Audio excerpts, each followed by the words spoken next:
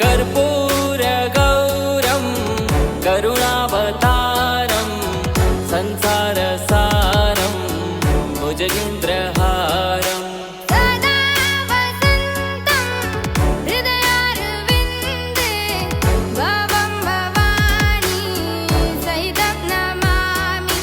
सदा वसन्तं हृदयारविन्दे भवं भवानी सहितं नमामि।